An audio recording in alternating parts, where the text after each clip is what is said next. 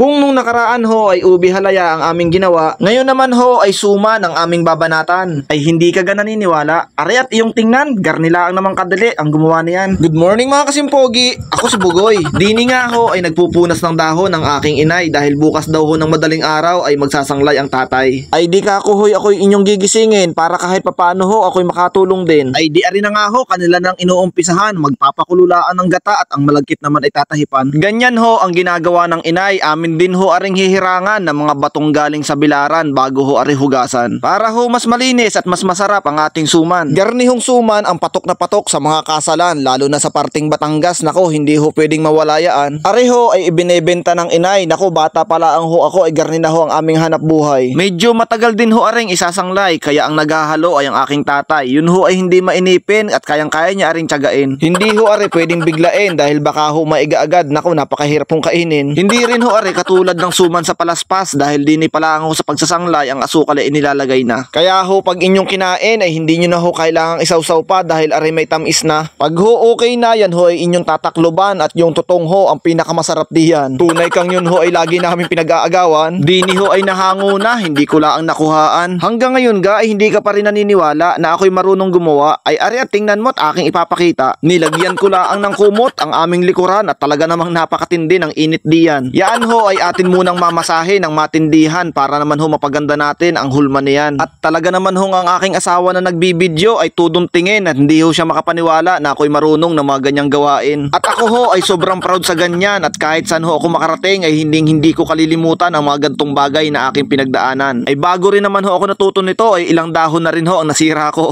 At talagang totoo ho yung kasabihan na kung gusto mo talagang matuto, yan ho ay may paraan. Kapag ayaw, yan ay talagang laging maraming dahilan. Areho ay hindi pa gaanong luto, areho ay medyo hilaw pa rin kaya mamaya ho ay amin pang isasalang sa steamer pagkatapos balutin. Tuwang-tuwa naman ang aking asawa at hindi siya makapaniwala sa kanyang nakikita. Ay kung hindi lang ako nag-beauty rest nung bago tayo ikasal, ay pihong baka ako ng lahat ang gumawa ng ating suman na inihanda, mahal. Ako dyan ay naligo muna at talaga naman yung aking suot ay kahapon pa. Aba ay nakakahiya na at yun pa ang suot ko nung gumawa ako ng ubi halaya. Dini nga sa steamer ay akin ang kinakamada para naman ari maisalang at matapos na. Luto na rin naman yung naunang isa. Kasabay ho niyan yung pag-aadobo namin ng mga native na manok. Galing ho doon sa aking manukan na malapit sa aming babuyan. Kinatay ko ho para meron kaming pang ulam ngayong tanghalian. Pagkatapos ho namin kumain, yung suman ay luto na rin. Kaya amin ang inahon para mapunasan na gamit ang isang malinis na tela. Dahil ari ho ay maraming basa-basa galing sa pagka-steam kaya kailangan ho natin punasan para hindi naman lamuta kapag kinain. Napakasarap ho na rin kainin sa umaga lalo na ho pag ikaw ay nagkakape. Kaya nagpapasalamat ho ako sa lahat ng bumili at naubos ho agad ang tinda ng inay eh. Sige ho, hanggang dini na lang. Salamat ng marami sa inyong panonood.